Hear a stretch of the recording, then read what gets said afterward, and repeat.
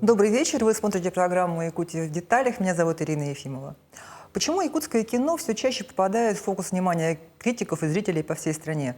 Думаю, потому что кино у нас в Якутии – это не просто искусство, а голос народа.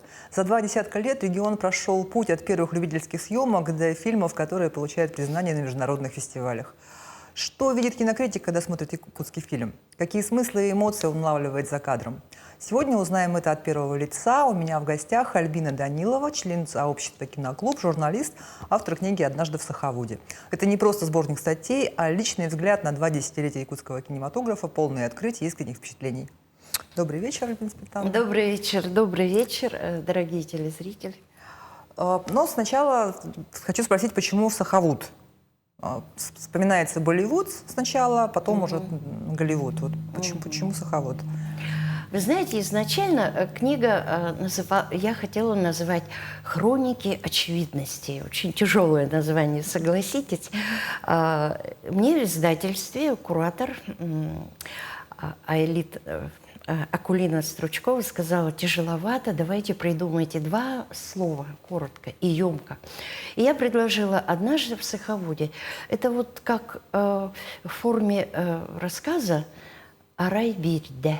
Вот, это как вот Олан Хасуты начинает свои россказни, и вот они говорят «Арай-бир», да, и вот таким «Однажды в Сахавуде», конечно, по аналогии «Однажды в Голливуде», «Однажды в Болливуде». И каждая история, она, в принципе, и отражает вот этот смысл.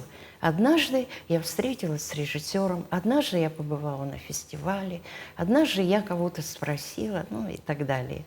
Ведь в нашей культуре вообще по менталитету Сахалар очень любят истории. И вся моя книга, она, в принципе, содержит в себе множество историй о якутском кино. А что послужило отправной точкой для ее создания? Вас наши зрители многие помнят как ведущую, одну из ведущих программы «Кинозавод» на НВК «Саха», да?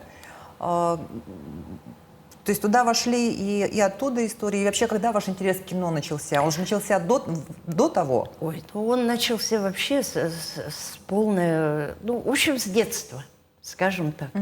Я каждый день ходила в кино. Для меня это была особая вселенная. И, что удивительно, я ставила оценки. У меня был блокнотик, и я ставила оценки каждому фильму по 10-бальной системе. Это прямо с детства? Да, с детства, прямо с 3-4 класса, начиная с просмотра фильма «Война и мир». Это вот для меня потрясение было. Бондарчука, да. Ну, это раз, да. А потом вот эта страсть к кино меня преследовала практически всю свою жизнь. Но я тогда, конечно, не осознавала, чем это закончится на склоне лет.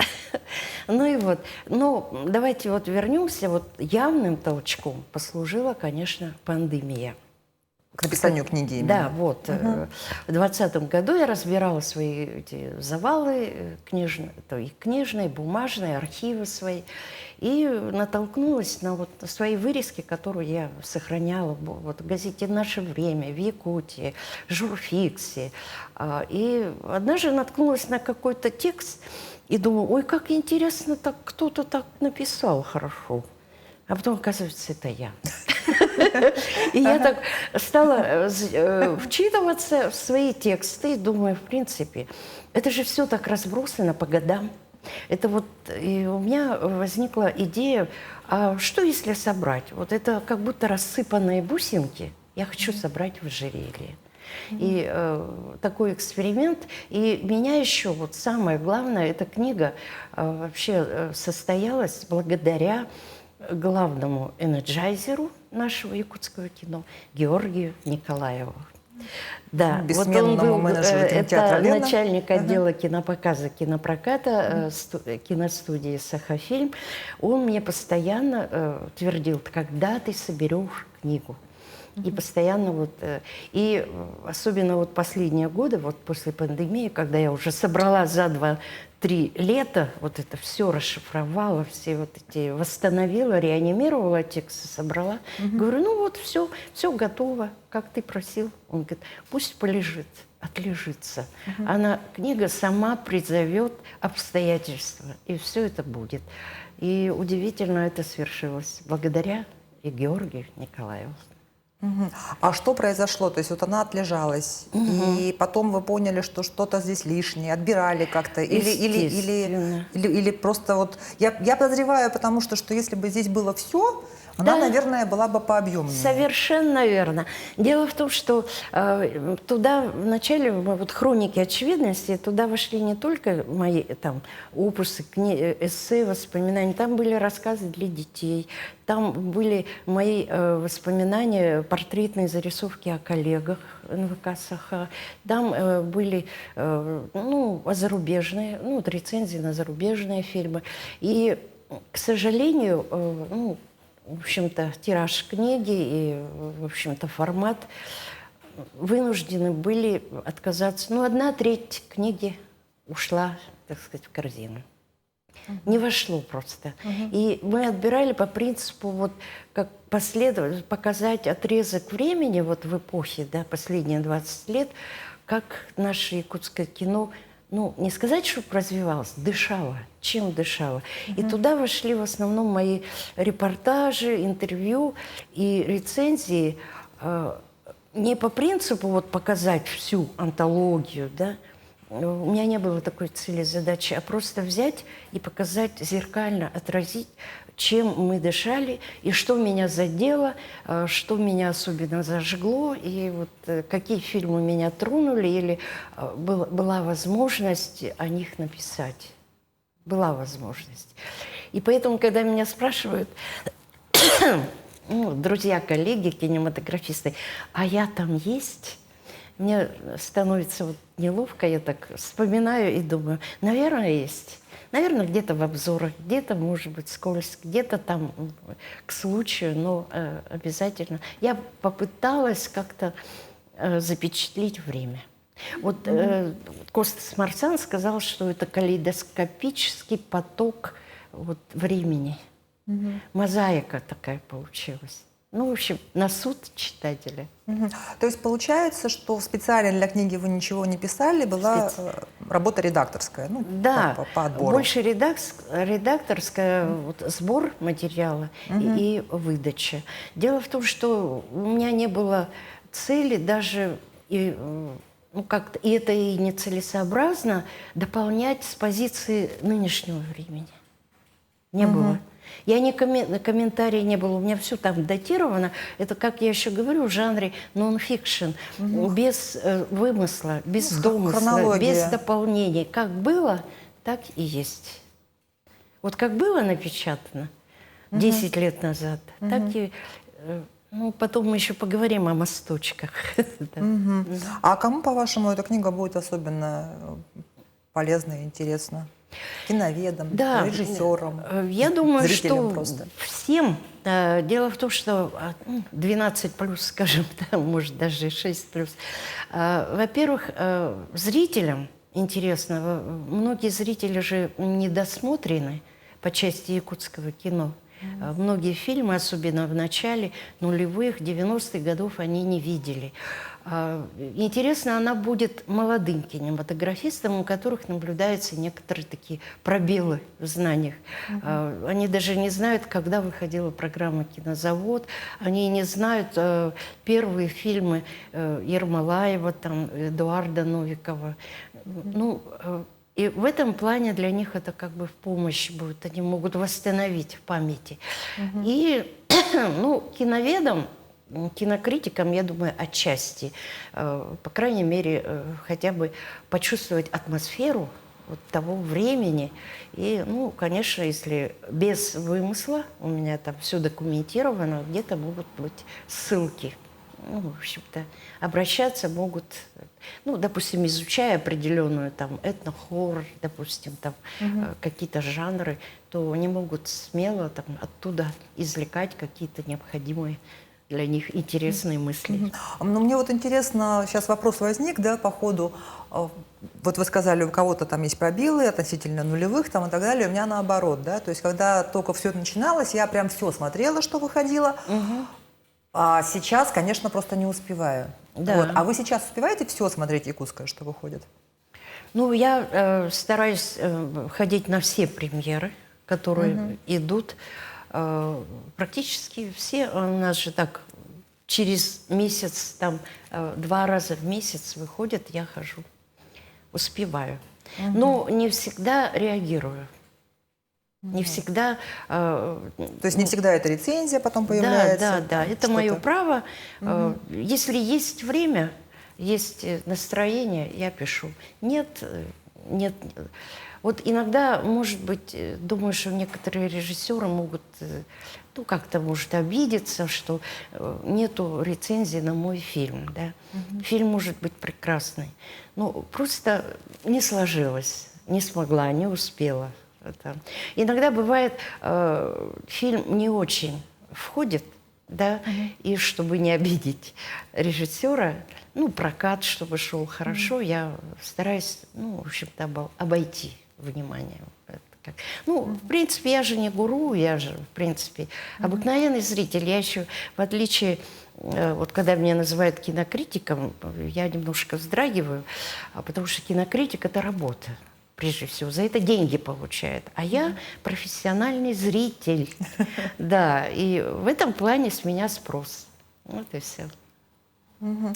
А скажите, пожалуйста, вот я сама тоже когда-то писала рецензии, да, на первые якутские фильмы, и сначала они были все такие добрые, потому что вот, ну, это свое, это вот надо по-хорошему, Да, стараешься да, да. увидеть все самое лучшее, да, и потом в какой-то момент наступил этот перелом, ну вот для меня лично это наступило на фильме «Маныгы Топтался» Степы Бурнашова, Ага. вот, когда я поняла, что этот фильм вполне мог бы быть, ну, не знаю, я могла увидеть ночью по телеканалу «Культура» какой-нибудь Да, киргизский да, какой-то да. фильм совершенно... Достойный. Вот, да, и и вот с того момента уже как-то якутское кино я начала оценивать по некому гамбургскому счету. А вот у вас, интересно, как? Был вот такой переломный момент? Или вы до сих пор стараетесь всех своих поддерживать? Дело в том, что многие заметили, да, и даже коллеги, о том, что она, вот моя книга, она, я даже сама удивилась, она такая какая-то на позитиве, там, в принципе, нет критических рецензий, но, видимо, так сложилось, тогда же мы на какой-то ура-патриотической волне жили, и, соответственно, на эмоциях. Кино же это эмоции, прежде всего. Там, вообще-то, ура, поздравляем. И радовались каким-то вот сдвигам, каким-то поворотам резким, прорывам. А сейчас, вы заметили, я пишу реже, потому что стали появляться фильмы, которые мне не нравятся.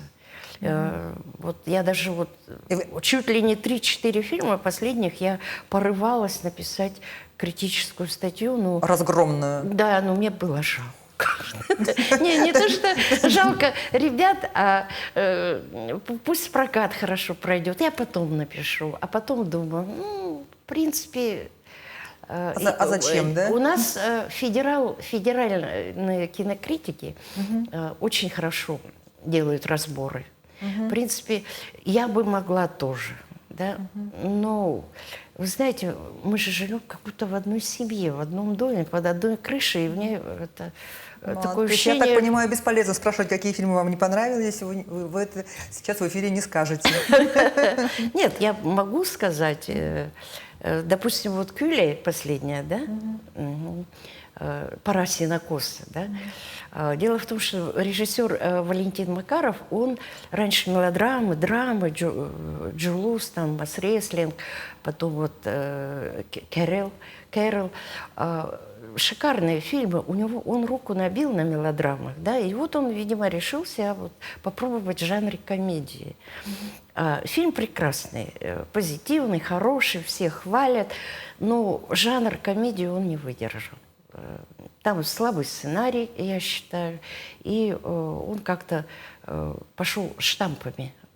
Там все как-то заштамповано, девушки, парни, любовь, все так поверхностно. Ну, чисто претензия к сценарию и к жанру комедии. Мне было не смешно. Также мне не было не смешно от фильма «Как стать боссом». Фильм шикарный, тоже хороший, прокатный, с хорошей историей. но тоже порывалась, но потом думаю, ну, ребята так, в принципе-то, неплохо потрудились. Вот, вы знаете, вот эта двойственность, она свойственна даже вот моему коллеге Егору Карпову. Он же тоже хорошо пишет о якутском кино. Ну, я редко видела, чтобы кого-то он критиковал. И вот эта болезнь какая-то вот есть у местных, у наших, да. И я об этом хочу даже поднять вопрос, А например. потому что если ты раскритикуешь, на тебя же режиссер обидится смертельно. Да, меня могут... Ну, я не то, что я могу растерять все, как говорится. Ну, это, конечно, с точки зрения профессионального зрителя, это нормально. Ага. Ну хорошо, в книге, значит, как мы выяснили, за последние 20 лет о развитии, даже не о развитии, да, а какие-то моменты, процессы развития якутского кинематографа, какие вот 3-4 ключевых этапа или поворотных момента за этот период вы бы выделили? Я вот отмечу, да, вот начиная с нулевых, вот начиная Потапова, «Моя любовь», вот «Тропа смерти» Анатолия Сергеева, потом это такой был восторг, и столько у нас пошло фильмов, как «Горячих пирожков», да, и кино снимали и талантливые ребята, и не очень талантливые, и, ну, даже, как говорится, первопроходцы были и проходимцы тоже. И тогда мы очень сокрушались, тогда вот режиссер, вот Костас Марсан, он тоже работал режиссером в кинозаводе, как в качестве отборщиков мы просто думали, ну столько, вот 50 на 50, бывает там 2-3 фильма нормальных, а остальные просто трэш, как говорится. И нам вот продюсеры говорили, киношники, ну ничего, пройдет время, зерна от плевел, так сказать, отделятся, и мы получим... По закону диалектики количество перерастет в качество. В принципе, так и случилось. И вот этот процесс, он вот длился до, вот, я бы сказала, там, 2014 года. И дальше пошли уже профессиональные работы. Потом уже там пошли призы, вот 17-й год, 19-й, там «Царь и птица», потом «Пусан», «Костер на ветру», «Костер на ветру». Ну и далее, да. Это первое. Мы избавились от самодеятельности. Вот как еще, когда на первом фестивале Антон Долин говорил, вам нужно избавиться от... У нас, говорит, у вас много самодеятельных ребят, но талантливых. Признанный иноагентом, я должна заметить. Да, он, кстати, иноагент, но тем не менее в то время он не был им. И заметил, что мы обязательно дождемся того момента, когда кино будет талантливо и профессионально. И мы вот этот период мы успешно прошли. Первое. Второе. Это режиссеры освоили жанры, стали не просто драмы, не просто комедии, да, не просто там исторические вот эти саги наши, детективы, боевики, музыкальные комедии, байопики. Я даже однажды посчитала, оказывается, у нас якутское кино овладело более чем 20 жанрами и поджанрами всевозможными, включая слэшеры.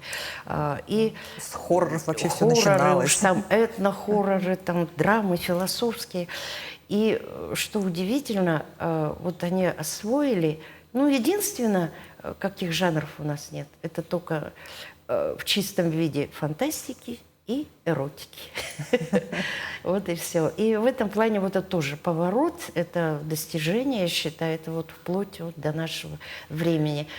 Ну и третье, выход, прорыв на мировой рынок. Ну вот фильмы там, знаете, «Ичи», «Пугало», «Ферум». Ну, я имею в виду, известные стали фильмы. Ну, особенно мне вот тоже нравится «Не хороните меня без Ивана». Ой, как бы не забыть еще, там, 5-й фильм, я... Ну, ладно, потом вспомню. Ну, вот такие вот прорыв, вот когда Кшиштоф Зануси приезжал, ну, фестиваль, по-моему, был 6-й, я его спросила, а вот скажите, что нужно нашим якутским режиссерам для того, чтобы наши якутские фильмы смотрели во всем мире? с большим интересом, как ваши фильмы ценили. И он сказал, для этого нужно, чтобы родился на вашей земле режиссер, который бы не побоялся стоять на краю обрыва общественных мнений. Я надеюсь, у вас такое будет. Это он сказал 10 лет назад, да, допустим. И я считаю, что в этом плане у нас уже намечаются такие имена. Появился, думаете, такой человек? Я считаю, что это Владимир Бункоев. Туда же я, в принципе, в эту категорию людей Давыдова и Брунашова можно смело, как говорится, туда ввести. А про Владимира Бункоева я, наверное, еще попозже. Ну, скажите. А? Скажите. Дело в том, что... Пока не забыли. Пока не забыла, да. Когда вот меня спрашивают по поводу... Ну вот, кто у нас якутский Тарантино, да? Вначале я говорила, что это ранний Потапов.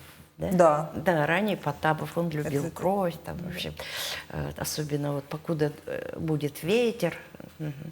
А потом я уже... Вот фильм «Олого-то» 2017 года, это, ну, в переводе «Реальный пацан», «Реальный чувак». Когда я делала вот, по просьбе журфикса, да, 20-ку лучших фильмов, я вот тут перечислила, и туда вошел фильм «Олого-то». Я вот просто... Это единственная комедия, криминальная комедия, где я смеялась, как говорят, сахалы без бера.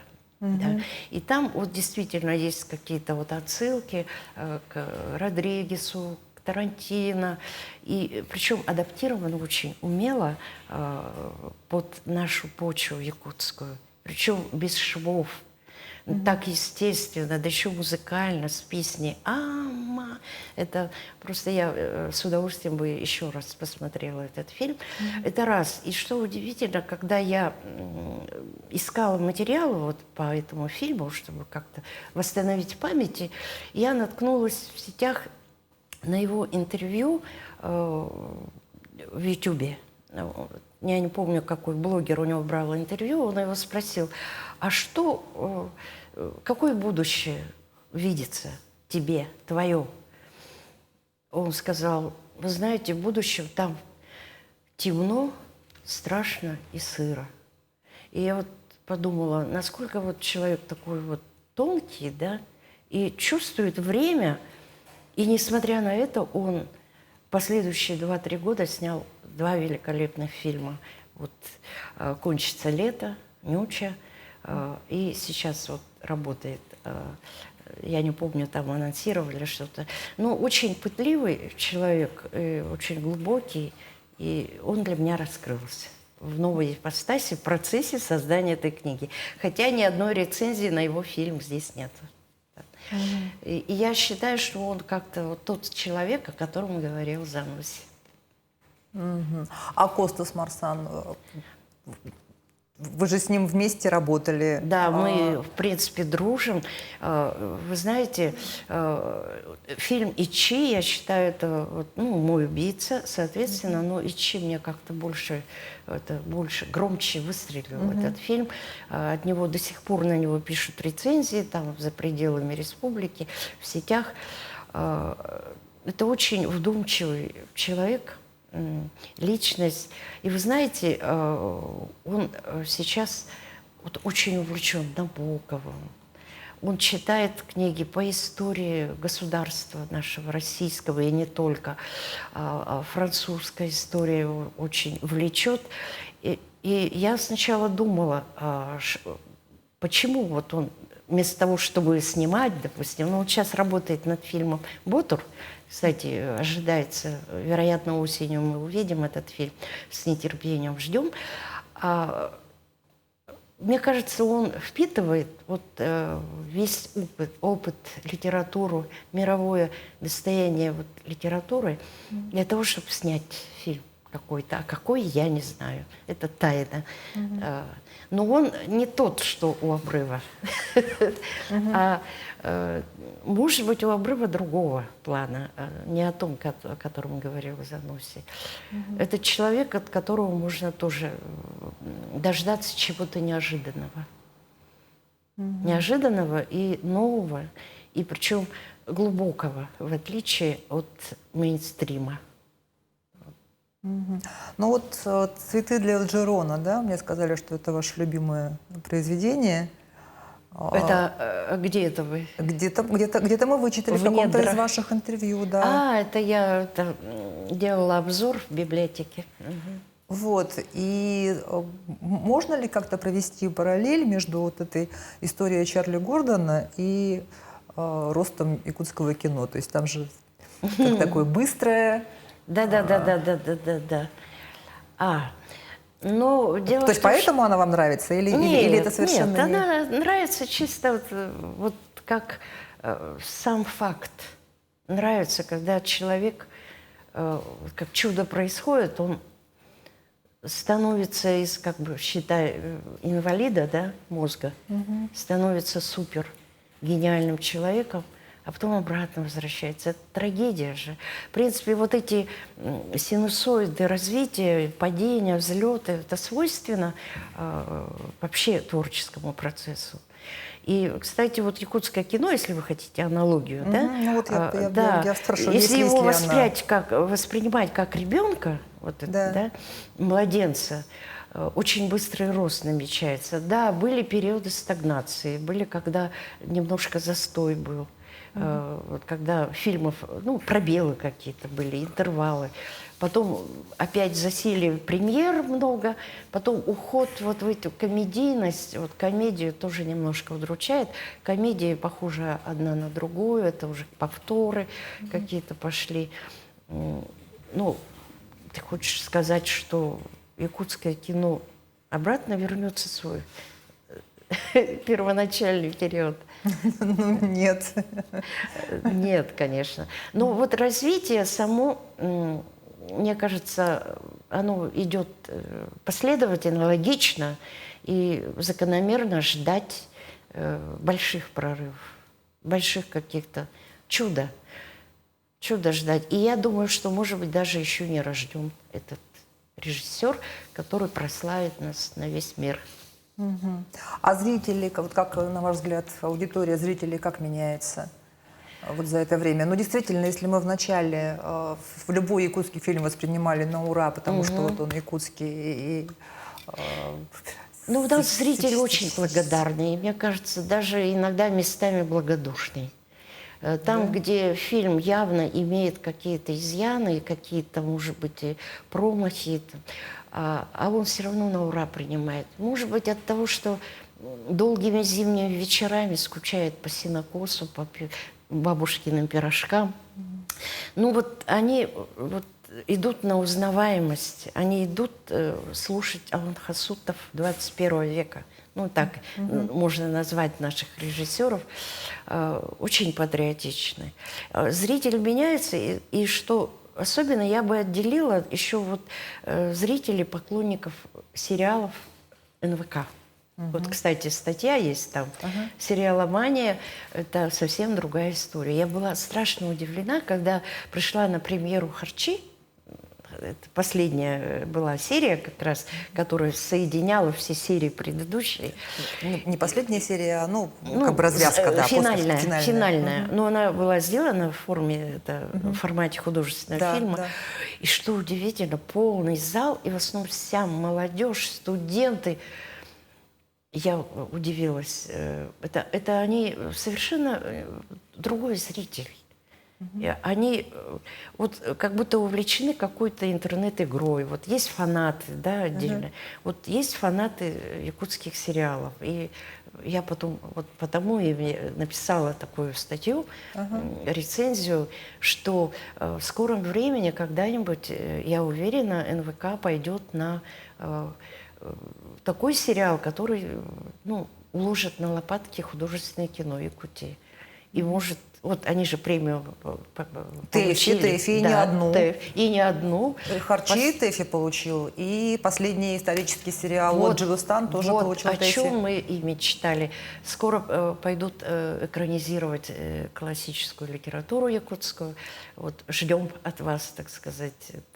Я еще хотела поблагодарить вообще коллектив НВК и вообще само явление НВК «Саха», когда вот анализируешь прошлые годы и думаешь, где тебе работалось вольно, легко и комфортно. Вы знаете, оказалось, что карт-бланш я получила только в НВК. Я занималась любимым делом. Мне разрешили открыть авторскую программу «Кинозавод». И вообще, оказывается, я делала то, что любила, и любила то, что делать это. И в этом плане Еще и большой зарплату за поклон это руководителям Ивану Михайловичу Андросову, Чекуру, Николаевичу Гаврилеву, Петрову, Николаю Иннокентьевичу.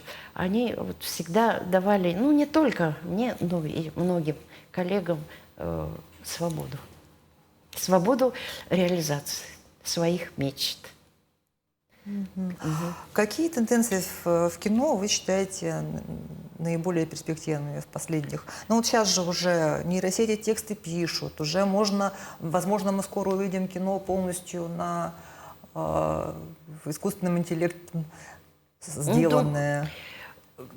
Времени мало, видимо, в эфире. Графика, но я сразу спецэффекты. скажу, что я, в принципе, как-то очень, не то что с сомнением, а с тревогой смотрю на вообще применение искусственного интеллекта. Вообще, вот я посмотрела сказку о царе Салтане. Ну, это что за безобразие, можно так сказать. И вот если, наши-то умельцы, режиссеры, я думаю, сумеют использовать его как-то достойно. Вот именно там, где надо, там, где это не так рискованно, чтобы не потерять зрителя. Давайте к якутскому кино. И вот к зрителю последний фильм «Граница». Почему-то вот полупустые залы. Почему? Что происходит? Во-первых, надо еще сказать, что, вы как-то верно заметили о том, что, конечно, и локдаун сыграл свою роль, то, что зритель уже сидит дома на диване, смотрит фильмы на стримингах. Это раз. Во-вторых, сейчас вот за последние 5 лет такой крен произошел, и не только в федеральном, но вообще в российском кино, и у нас тоже. У нас режиссеры в некоторой растерянности, они не знают, о чем снимать кино. Есть режиссеры, которые по совести, по долгу, зная, что снимают кино по заказу. Некоторые кидаются в безопасные жанры, сказки, комедии, и пытаются даже экспериментировать. И вот, мне кажется, Дмитрий Давыдов вот вместе с продюсером Анатолием Сергеевым они совершили очень такой, я бы сказала, храбрый, рискованный шаг. Они создали фильм «Граница». Это фолк-хоррор, прекрасное изображение, картинка, звук, эффекты, звук вообще великолепный. И все это нанизано, нет, оно не нанизано, оно должно быть нанизано на некий остов, позвоночник, а его не было. Это уже... И потом они рискнули, они хотели шагнуть в мировой рынок. Они изначально сделали его на английском языке. Это хороший пример, это для молодых. Давайте, рискуйте, ребята. Но, к сожалению, не получилось. Границы существуют, как говорил Анатолий Сергеев. И поэтому... пришлось им переозвучить на российский. Естественно, фильм потерял где-то немножко в смыслах. Очень много вопросов возникает. Но, вы знаете, я вот за сам эксперимент, потому что Дмитрий Давыдов, он до этого же снимал драмы тяжелые, социальные драмы снимал. А вот раз, и он, видимо, решил себя попробовать в жанре ужасов. фолк, хоррор еще. А это очень сложный жанр. И он, наверное, в этом убедился.